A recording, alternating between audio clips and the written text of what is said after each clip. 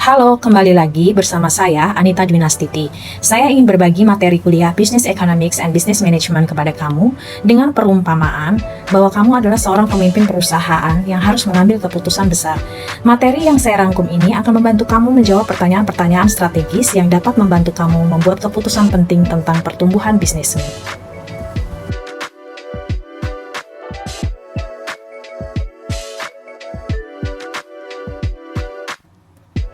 Bayangkan kamu baru saja diangkat jadi pemimpin sebuah organisasi. Hari pertama, di mejamu udah menumpuk nih, laporan keuangan yang belum dibaca, proposal investasi, tuntutan stakeholder soal keberlanjutan, dan satu pertanyaan besar, kira-kira mau mulai dari mana ya? Nah, mata kuliah Business Economics and Business Management dari Universitas Kristen Indonesia, program Pasca Sarjana Manajemen, menjawab persis pertanyaan itu. Dan hari ini, saya akan rangkumkan semuanya dalam satu mind map untuk kamu. Ternyata semua keputusan bisnis itu bisa dipetakan ke 6 wilayah. 1. Kemana arah organisasi? Namanya perencanaan strategis. 2. Bagaimana uangnya dikelola dengan menggunakan manajemen keuangan. 3. Nilai apa sih yang kita ciptakan untuk dunia dengan menggunakan tools dari Environmental, Social, and Governance atau ESG. Dan yang keempat, bagaimana barang dan informasi mengalir yang dijelaskan dalam supply and demand chain. 5. Bagaimana kita tetap terus relevan, yaitu dengan inovasi. Dan 6. Apa yang bisa salah? Risiko. 6 pertanyaan ini akan kita jawab satu persatu. Tapi sebelum menjawab 6 pertanyaan tadi, seorang pemimpin bijak butuh satu hal, yaitu wisdom. Dan kebetulan itu juga nama frameworknya. W, yaitu watak, kenali dulu siapa dirimu dan organisasimu. Kamu bisa menggunakan pestle dan SWOT. Kemudian I, impian, tetapkan mau kemana. S, siasat, susun jalannya atau cara untuk mencapai impian itu. D, didik, investasilah di bagian pengetahuan. O, otak dan otot, kerja cerdas sekaligus kerja keras. Lalu 3, M, meter untuk mengukur, monitor untuk memantau, dan manajemen untuk mengelola semuanya. Sederhana kan?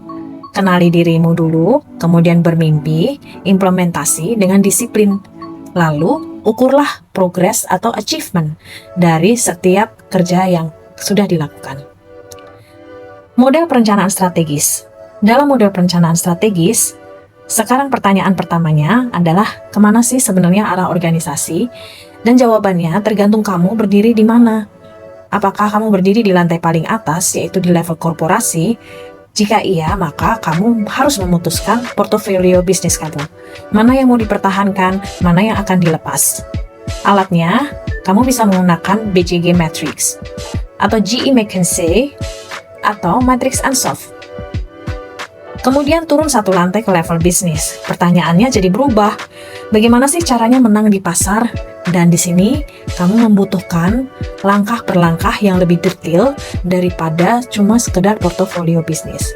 Nah, di sini kamu bisa menggunakan Porter's Generic Strategy dan Business Model Canvas.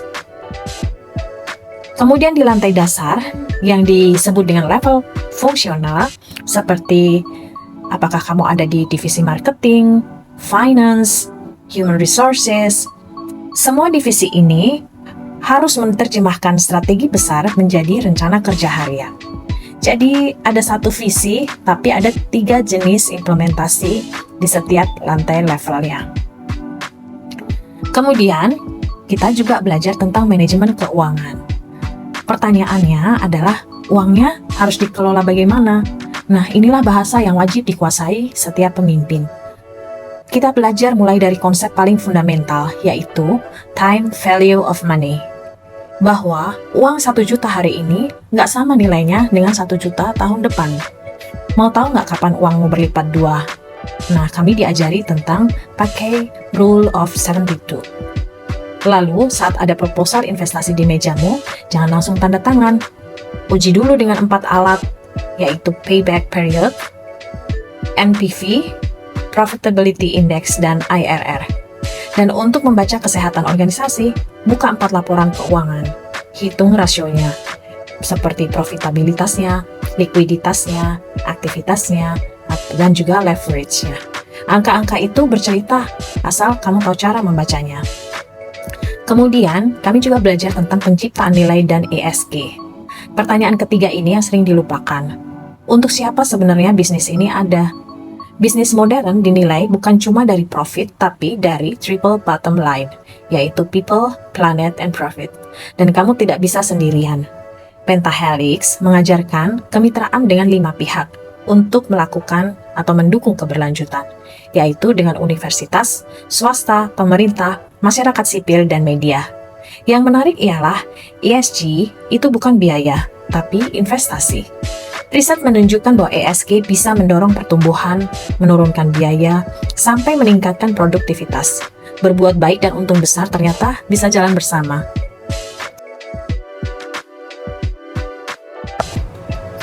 Pertanyaan keempat, bagaimana semuanya mengalir? Perhatikan dua arah panah ini. Barang mengalir ke kanan, yaitu dari supplier, manufaktur, distribusi, sampai customer. Tapi informasi permintaan mengalir ke kiri, dari customer kembali ke supplier. Kalau dua arus ini tidak sinkron, gudang akan menumpuk atau pelanggan kecewa. Dan disinilah Enterprise Resource Planning atau ERP jadi penghubungnya. Kemudian kami juga belajar tentang inovasi dan digitalisasi. Hal ini terkait dengan pertanyaan kelima. Bagaimana caranya supaya tetap relevan 5 tahun lagi? Jawabannya cuma satu, yaitu inovasi. Dan rumusnya cuma 2 langkah. Ke dalam, yaitu dengan memaksimalkan kapasitas asetmu, baik yang tangible maupun intangible. Dan keluar dengan menangkap peluangnya. Pelajari tren baru, teknologi baru, hasilkan cara baru berbisnis. Sehingga inovasi bukan cuma sekedar ide kreatif, tetapi juga ada produknya. Ide baru disebut inovasi kalau sudah berubah berhasil jadi produk yang benar-benar diadopsi oleh pengguna.